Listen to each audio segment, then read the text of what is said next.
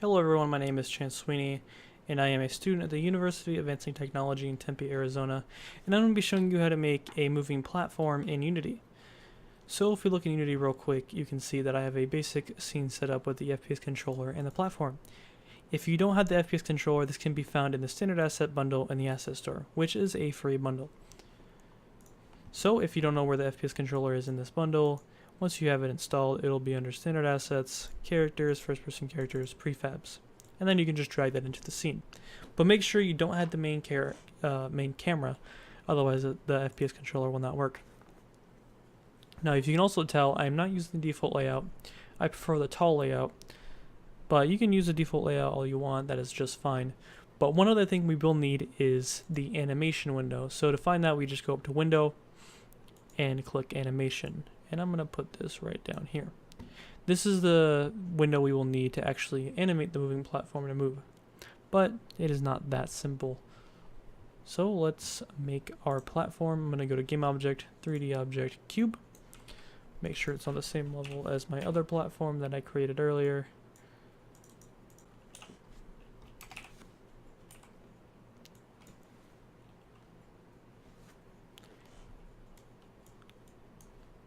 And I will also scale it out a little bit and then move it over here. Now I'll also give it a little bit of color just to differentiate it from our main platform. And I will also rename it to Moving Platform. Now to actually begin animating our object, we can just select our object and click Create in the animation window. Now we do need somewhere to actually save this animation, so I suggest making an animation folder within your assets. And I will name it Moving Platform.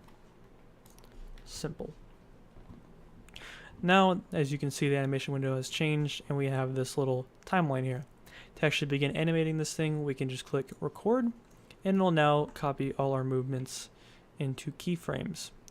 So I will go and skip to 2 seconds, and then move our platform out to about here, and you can see it made 2 keyframes, our initial position and this position at 2 seconds.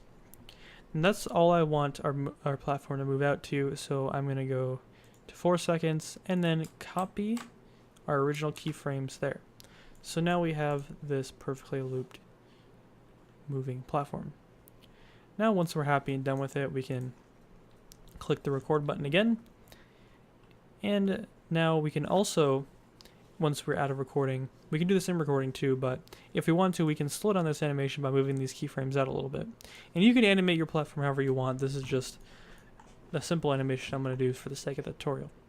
So now we're done animating and we go into our game. We can see the platform moves. Now, but if we try to move onto the platform, we slide right off of it.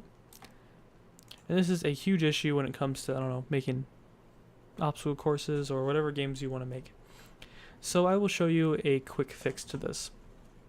First thing we will need to do is copy our moving platform object, and I'm going to rename it to platform trigger. Now I'll take this object and move it right on top of our other platform, and then in the inspector window we want to uncheck mesh renderer. So now we just have this green box right above our platform.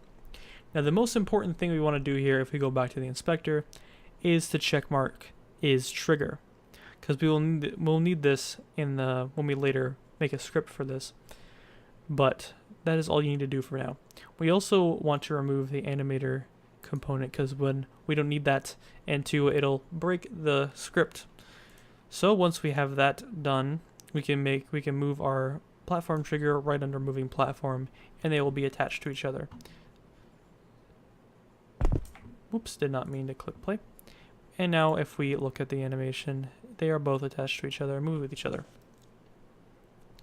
So now if we go to scripts, we can make a new script here. If you don't have a script folder, you can just make one real quick in your assets in order to store your script somewhere. So I'm going to name my script Moving Platform Script. And then I'm going to double click it so I can edit it. Come on, Unity. There we go. get rid of this filler stuff, and then we can begin coding. So the first thing we want to do is initialize two game objects. First one I'm going to call MovingPlatform, and the other one I'm going to call Player. Now the naming for this doesn't matter too much because we will be assigning objects to these later in Unity. The one thing you want to do, the one thing you do want to watch out for though, is don't name any of the game objects the same as the actual file name, because this will mess things up and it will not work. So the first method we want to make here is void OnTriggerEnter. So what this will do is when the player enters the trigger zone that we made earlier on the platform, it'll run this whatever line of code is within these brackets. So the one line of code that we need is Player.transform.parent equals MovingPlatform.transform. And all this does is, like with the box trigger, it'll make the 3D controller or the player a subcomponent of the moving platform, so they're both attached to each other and they will move with each other. So if we save this, minimize it for now, and if we attach this script to the platform trigger, make sure to attach it to the platform trigger and not the moving platform, or this will not work.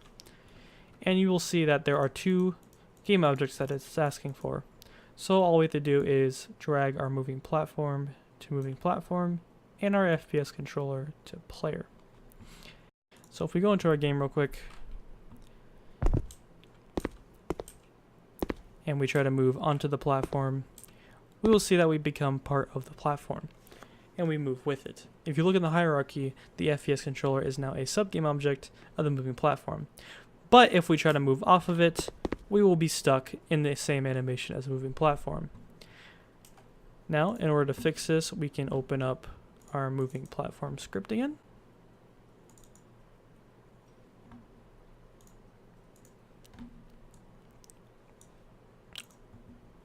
Whoops, wrong one. All right, there we go. And we just have to add one more function in here, and we will call it OnTriggerExit.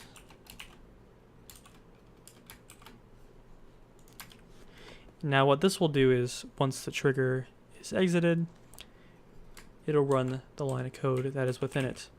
And so we'll start this off the exact same Player.transform.parent, but instead of MovingPlatform.transform, we will put null, as in nothing. So now it'll become its own object again. We click File, Save, and exit out of this. And then we go into our game again, and we can test this out. So we have our moving platform, we move onto the platform, and we move with it. And if we move off to the platform, we're no longer a part of it. And that is all you need to make a moving platform. You can animate it however you want, do whatever you want with this platform, but that is all you need. If you have any questions or concerns, just leave them in the comments below, and have fun making games in Unity.